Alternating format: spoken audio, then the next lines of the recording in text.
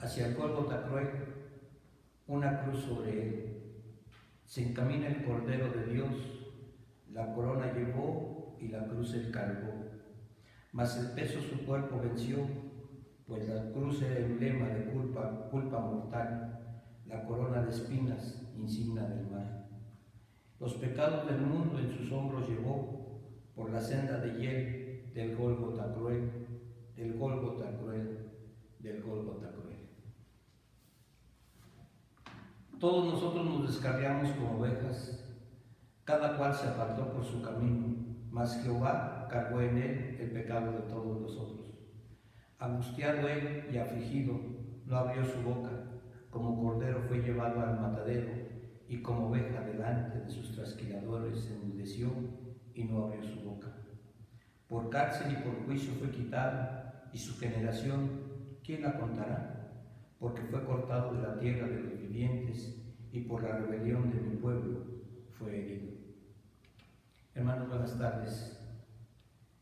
Estamos aquí para recordar las 7 frases dichas por Jesús desde la cruz del Calvario. El juicio ha pasado, las mentiras han dado su flores con espinas, y no precisamente porque sean rosas.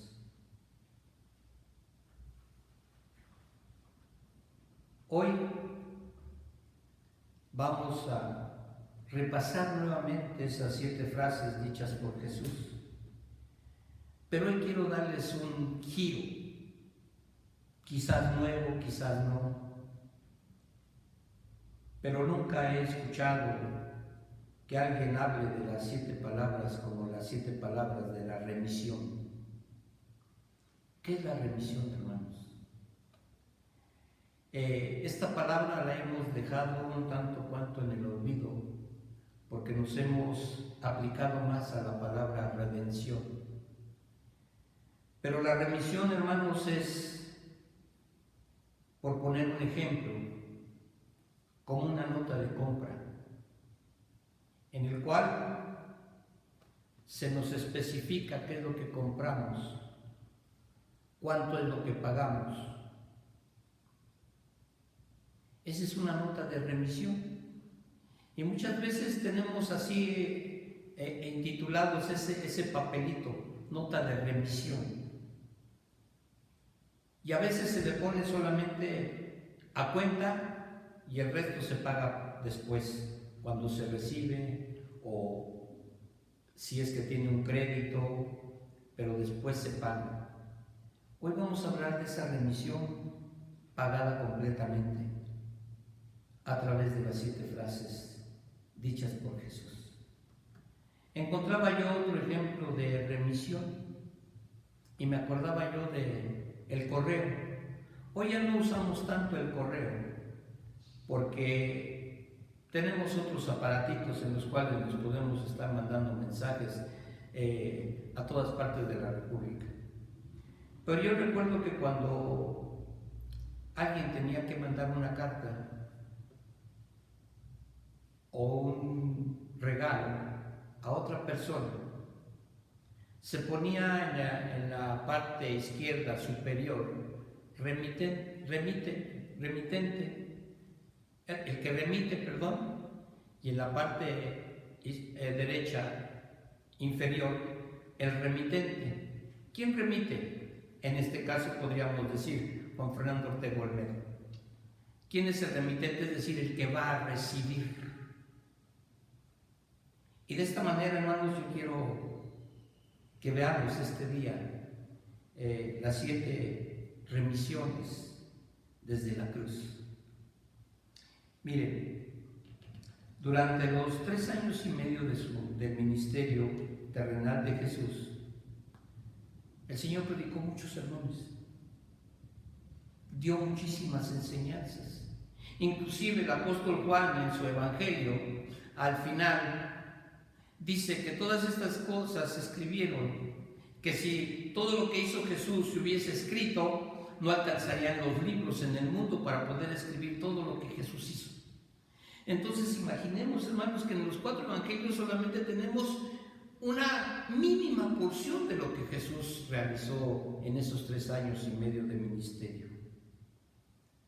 Jesús habló en parábolas, muchas de ellas están registradas en los 4 evangelios, pero en las últimas horas de su vida, hermanos, Jesús pronunció solamente 7 palabras, que en realidad no son 7 palabras, son 7 frases completas. Ya no en un monte, ya no a la orilla de un lago, sino pendiendo desde la cruz del Calvario, donde murió.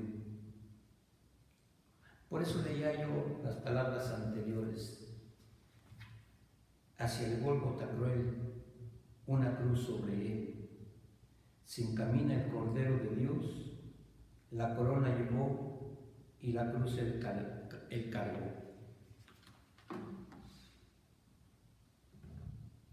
Cuando nos imaginamos esta escena en nuestra mente, yo no dudo, hermanos, de que nos sintamos frío en la piel, que nos sintamos que nuestro corazón se entristezca, porque no es posible ver a alguien inocente pendiendo de una cruz. Y en aquel tiempo, y lo sigue siendo ahora, uno de los martirios más crueles que el hombre ha creado en su mente. Estas 7 frases, estas 7 palabras constituyen, hermanos, su último sermón. Nuestro Señor Jesucristo murió como lo que Él dijo que era, como el buen pastor. Él entregó su vida predicando, enseñando, consolando y dando palabras de esperanza. Así de maravilloso, hermanos, era y será nuestro Señor Jesucristo. Por lo tanto, hermanos, hoy reflexionemos sobre las 7 frases que Jesús expresó en la cruz del Calvario y tomemos su mensaje para nuestra vida. Antes preparemos nuestras mentes y nuestros corazones y vamos a orar. Padre, bendito seas. Señor, en esta hora, en este momento, Señor, en que vamos a reflexionar hacia la muerte de tu Hijo Jesucristo, creemos, Señor, que tú también estás dolido. Así como nuestro ser, Señor, se duele, porque, Señor, aún recordamos después de 2000 años que un inocente murió por mis pecados, por nuestros pecados. Hoy, Señor, que vamos a recordar estas 7 frases, estas 7 palabras, te pedimos y te rogamos, Señor, que tú toques nuestros corazones. Que quites, Señor, toda esa dureza que aún hay. Que quites, Señor, toda rebeldía y desobediencia. Y que después, Señor, de escuchar estas 7 frases, podamos, Señor, tomar una decisión definitiva delante de ti. Bendice la palabra, Señor, que va a ser expuesta. Quema mis labios, Señor, y abre los corazones de cada uno de los que estén escuchando este mensaje. Te lo pedimos, Señor, en el nombre de Jesús, nuestro Salvador. Amén. La primera palabra, hermanos, ya todos la conocemos, es la remisión del pecado. ¿Por qué digo remisión del pecado? Porque el Señor está orando delante del Padre por aquellos que lo están crucificando, por aquellos hombres desalmados que no se tentaron el corazón para crucificarlo, por aquellos hombres desalmados que no se tentaron el corazón para acusarlo falsamente, por aquellos hombres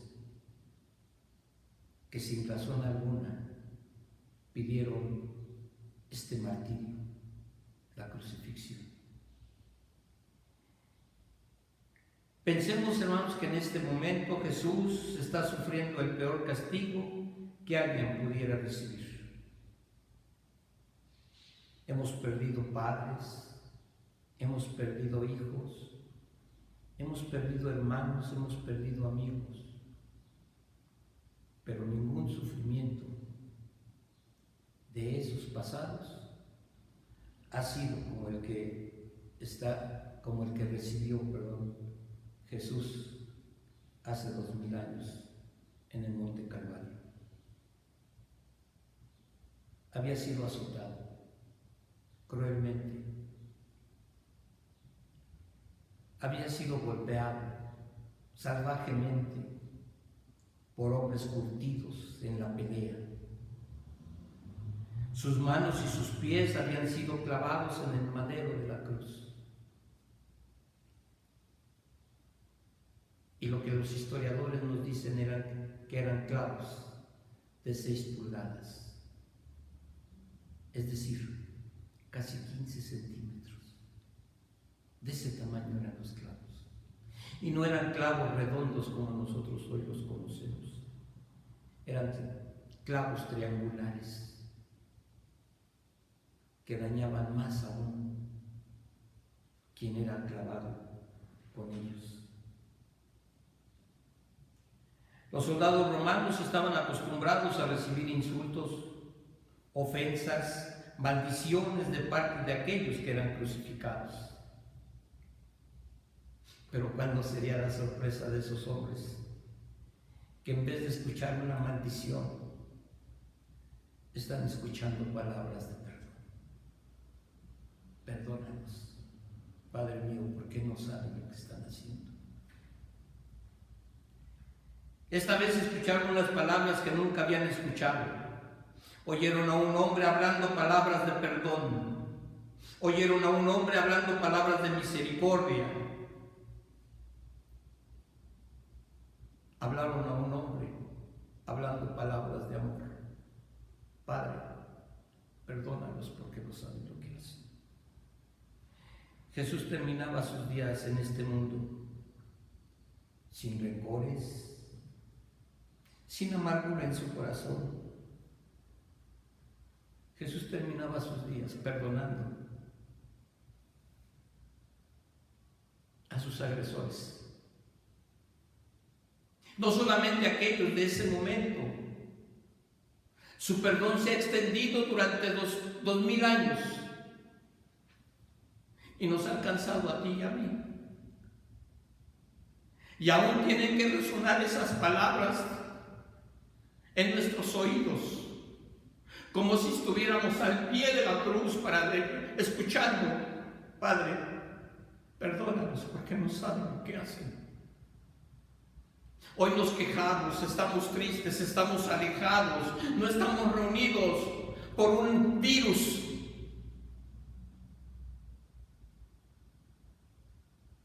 Sin darnos cuenta que nosotros mismos hemos llevado un virus desde nuestro nacimiento, llamado pecado.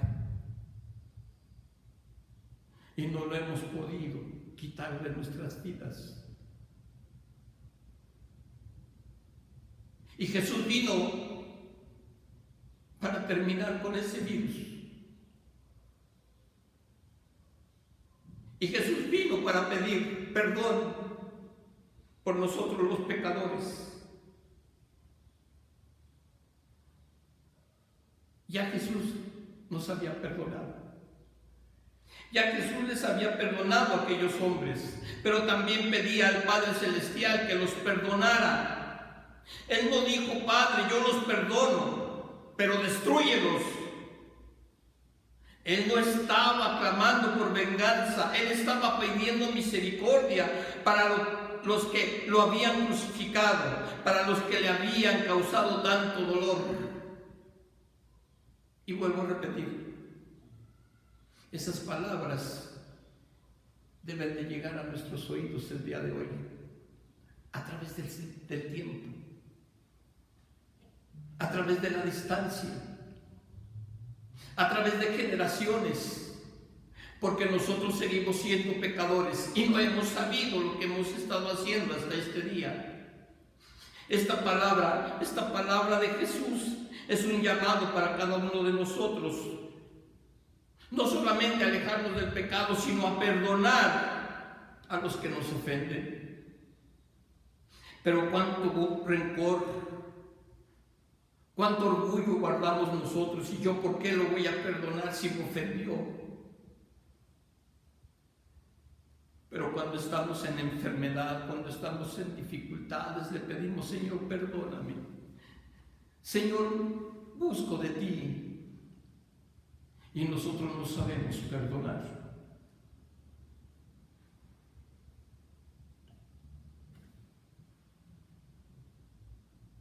Debemos perdonar a aquellos que nos han causado dolor, tristeza o sufrimiento en nuestra vida.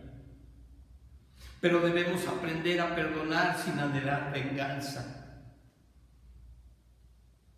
Cuando nosotros estudiamos en la palabra de Dios, estas palabras que se expresan ahí en Lucas 23:34, Padre, perdónalos porque no saben lo que hacen. Tenemos que pensar como Jesús. Tenemos que sentir en el corazón como Jesús.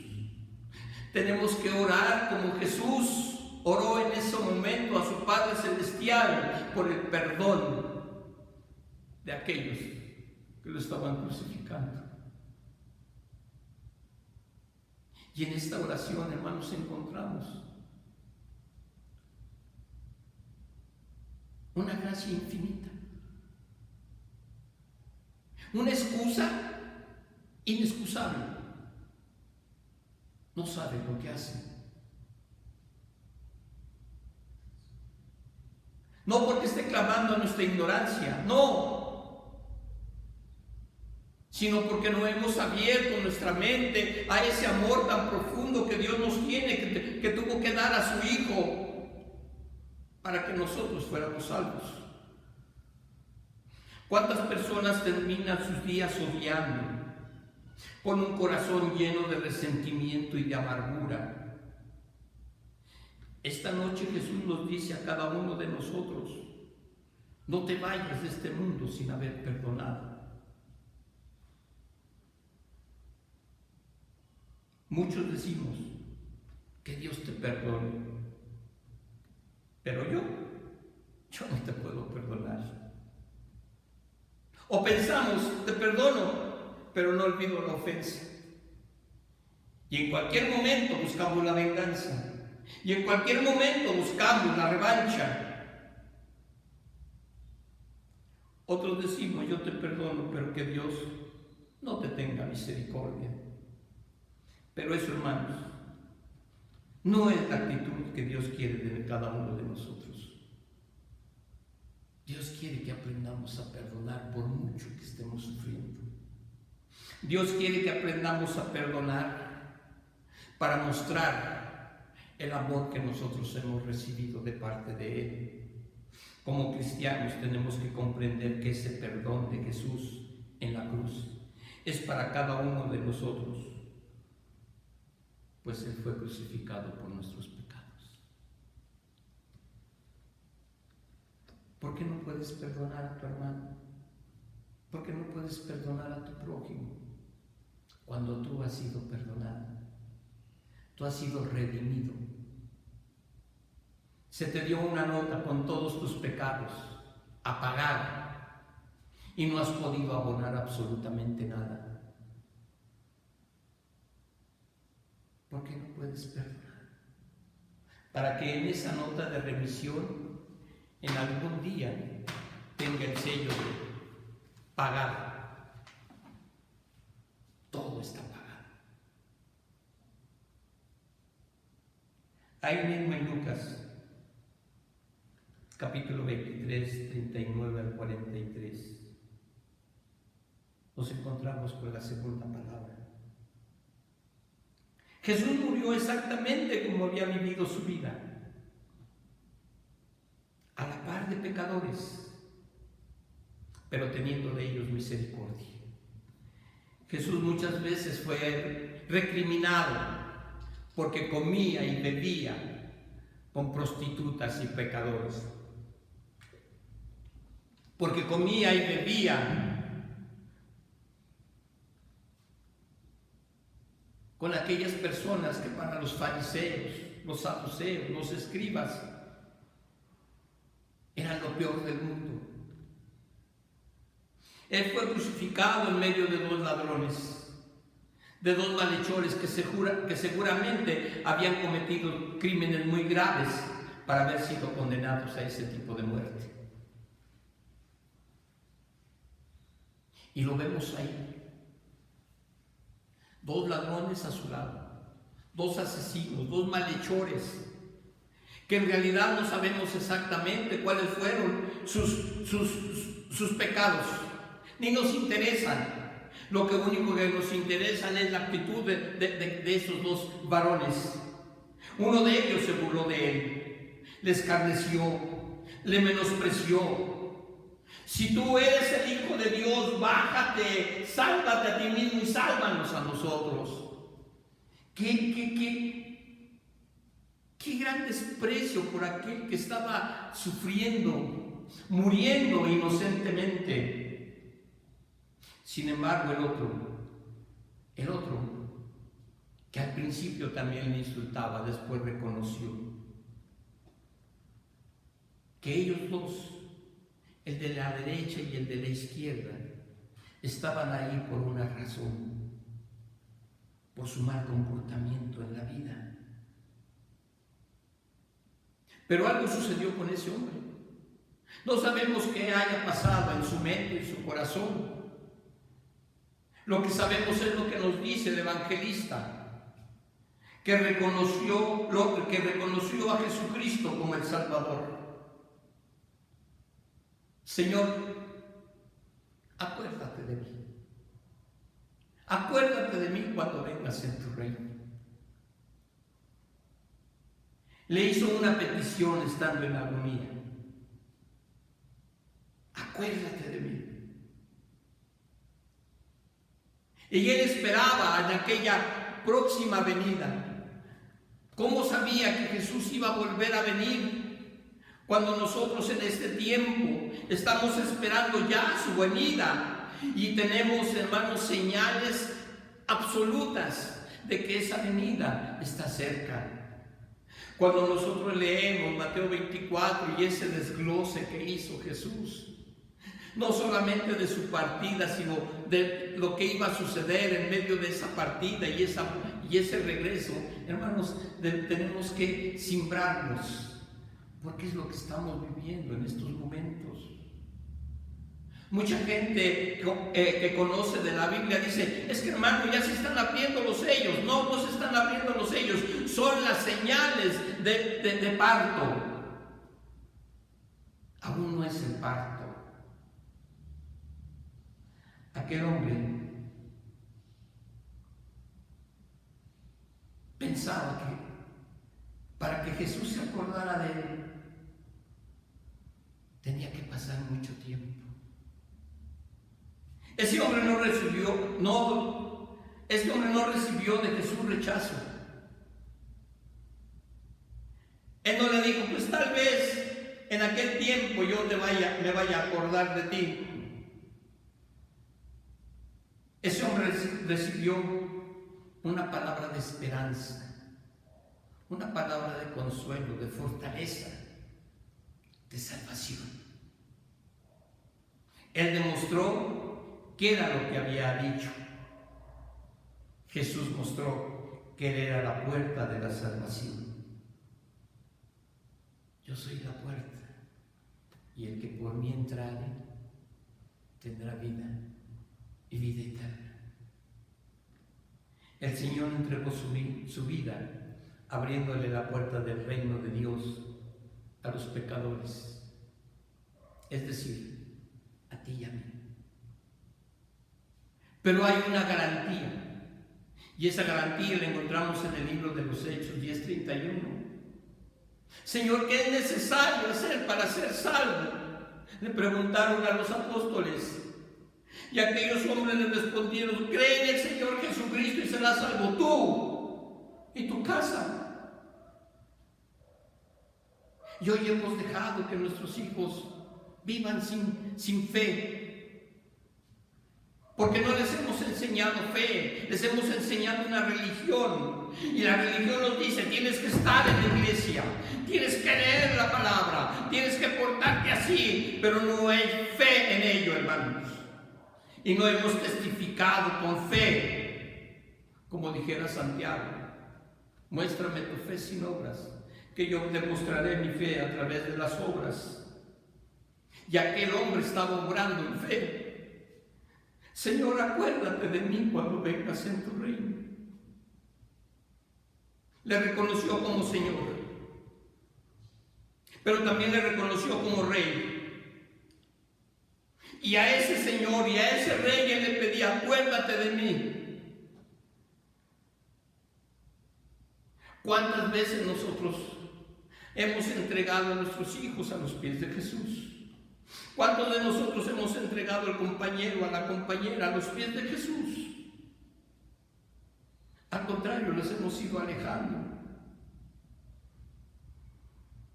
Esta palabra, esta frase, esta remisión, hermanos, de pecador a ciudadano del reino, nos da varias enseñanzas muy importantes para nuestra vida. La primera enseñanza que encontramos, hermanos: nunca es demasiado tarde para arrepentirnos. Pero no debemos esperar hasta el último momento para arrepentirnos, porque no hay oportunidad en ese último momento, porque no sabemos cómo vamos a morir, de qué vamos a morir, en qué situación vamos a morir. No esperes al último momento para arrepentirte. El momento lo tienes el día de hoy para decirte: Señor, apiádate de mí. No, acuérdate de mí, apiádate de mí, porque soy pecador. La segunda enseñanza, hermanos, es: nunca es demasiado pecador para entrar en el reino de Dios. Yo he escuchado mucha gente que dice: no, ahorita no recibo el evangelio, ahorita no me interesa Jesús, porque soy pecador. Y es más, quiero seguir pecando, porque al recibir a Jesús ya no voy a poder hacer lo que hasta el día de hoy hago. Hermanos, esta idea es una idea, no quiero usar la palabra, solamente voy a decir: es una idea tonta. Ustedes pónganle 3 grados arriba. Por muy pecador que seas, si tú te arrepientes, Dios te va a perdonar. Por muy pecador que seas, si tú buscas a Jesús, Dios te va a perdonar.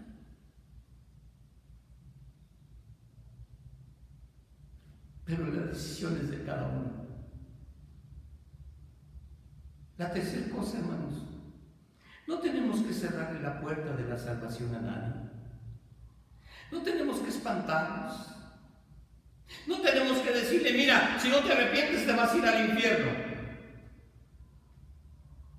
No tenemos que decirle: mira, si no te arrepientes vas a vivir una vida miserable.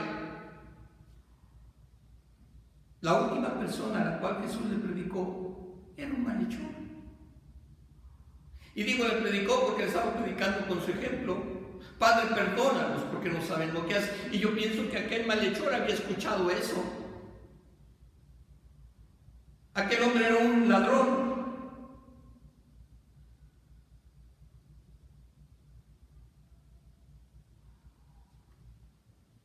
Pero buscó a Jesús. Aunque demasiado tarde para muchos de nosotros. Pero en ese momento, aun cuando su mente estaba consciente, buscó a Jesús. Lo recibió no solamente como Señor, sino como Rey. Y tal vez podemos pensar, pues entonces todos cabemos en el reino de Dios. Sí, todos aquellos que nos arrepentimos, aquel que se arrepiente y recibe a Jesús como su Señor y Salvador, entra en el reino de los cielos.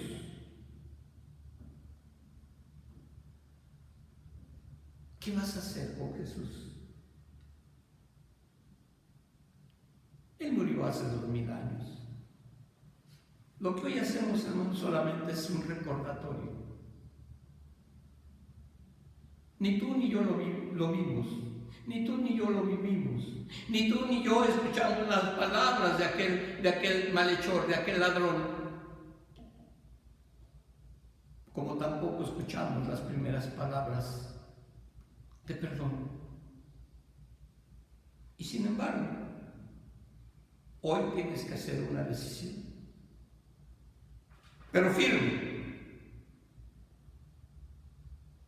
con garra, con valentía. Porque si tú hoy le dices, Señor Jesús, acuérdate de mí cuando vengas en tu reino,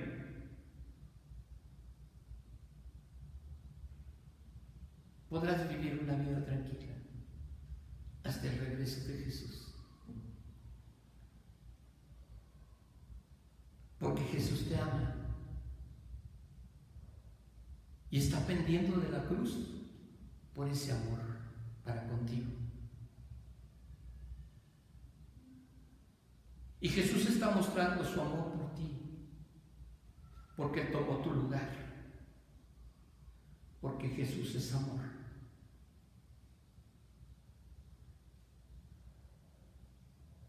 Luego vamos al Evangelio de Juan. Juan 9, versos 25 al 27. Entonces, Él respondió, Juan 9, 25 al 27. Perdón, hermano, está mal mi cita.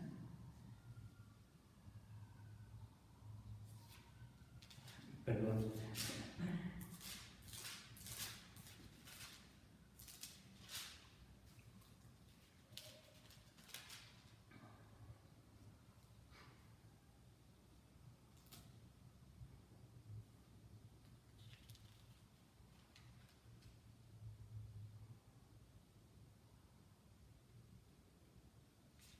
Ay, perdón, hermanos, se me fue la cita. No la puedo recordar en este momento, perdón, ya la encontré. Juan 19, perdón, 25 al 27, dice: estaban junto a la cruz de Jesús, su madre y la hermana de su madre, María, mujer de Cleofas, y María Magdalena. Y cuando vio Jesús a su madre y al discípulo a quien él amaba, que estaba presente, dijo a su madre: Mujer, he ahí a tu hijo. Después dijo al discípulo: He ahí tu madre. Y desde aquella hora el discípulo la recibió en casa. Esto, hermanos, bien podríamos llamarle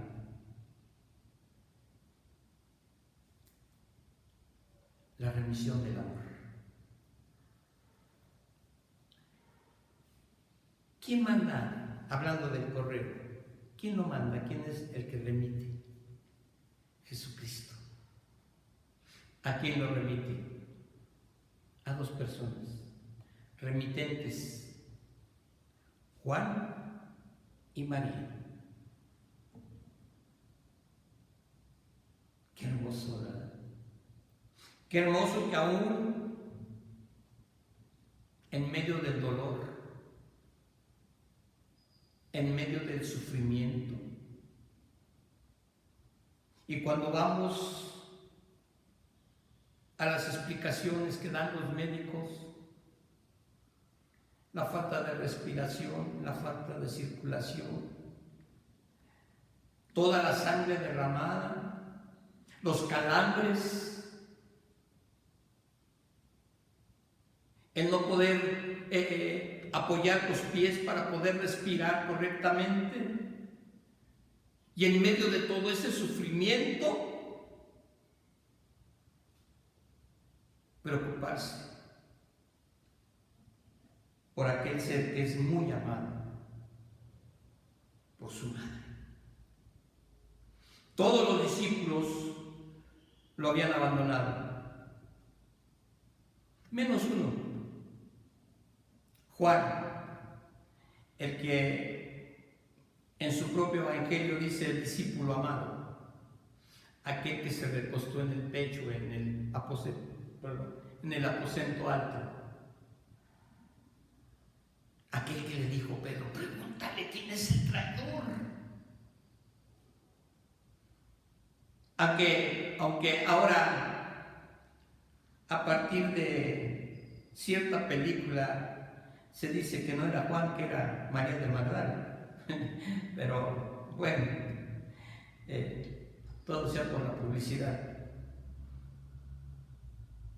Juan estaba junto a María contemplando a su hijo en la cruz. ¿Qué estaba haciendo Juan con María?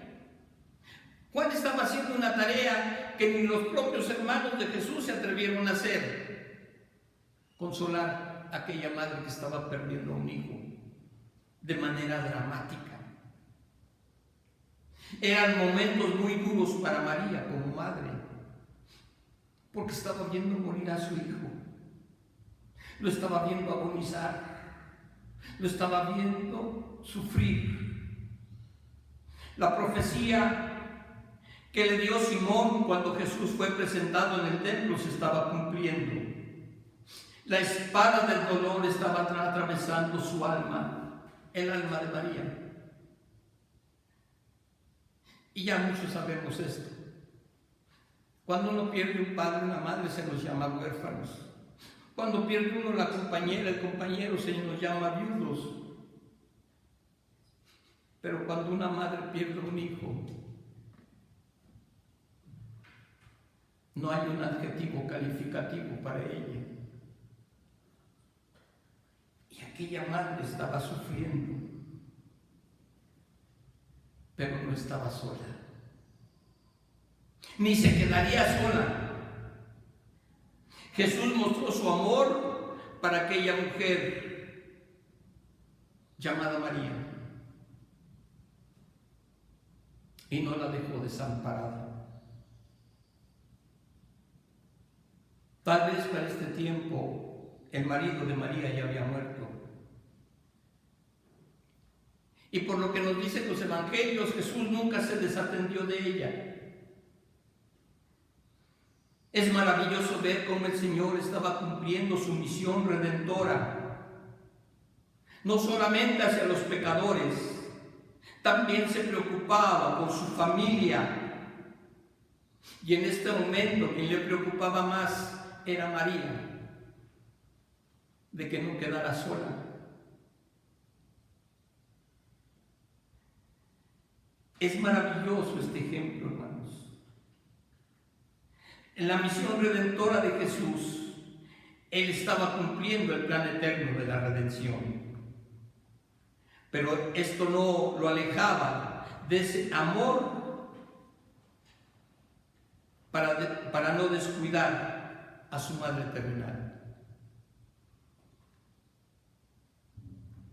Esto, hermanos, es maravilloso saber que para cada uno de nosotros, que muchas veces descuidamos a nuestros padres o a nuestra familia por todas las cosas importantes que tenemos que hacer.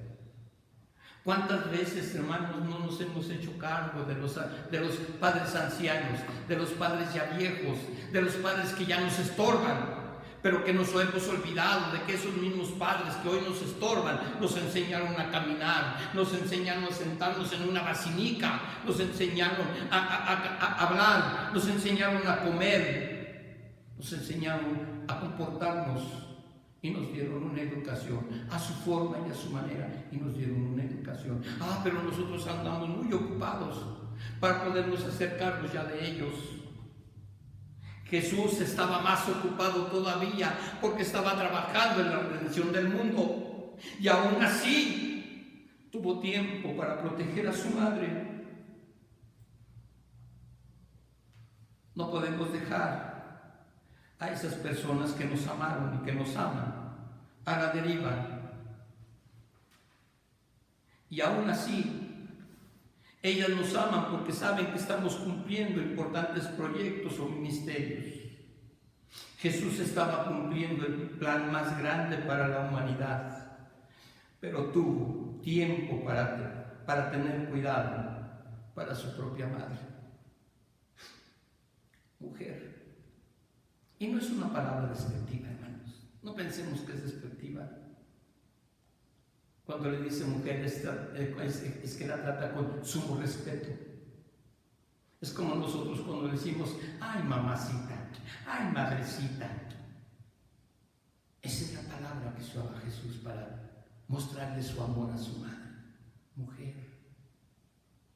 he ahí a tu hijo. Y le dio una comisión a aquel discípulo. No se lo dijo con palabras que nosotros hubiésemos querido escuchar. Oye Juan, mira, te pido desde aquí que pues, por favor te hagas cargo de mi mamá, ¿sí? Porque ya ves, mis hermanos ni siquiera están aquí. Le llamó, hijo, he ahí tu madre. Le dio una relación fraternal a María y a Juan. Le encargó la protección de María. Aunque después de la resurrección, aunque después del Pentecostés, no se vuelve a hablar de María. No sabemos qué pasó. Hagamos un espacio, hermanos. Hagamos un espacio para que descansemos un poco. Volvemos.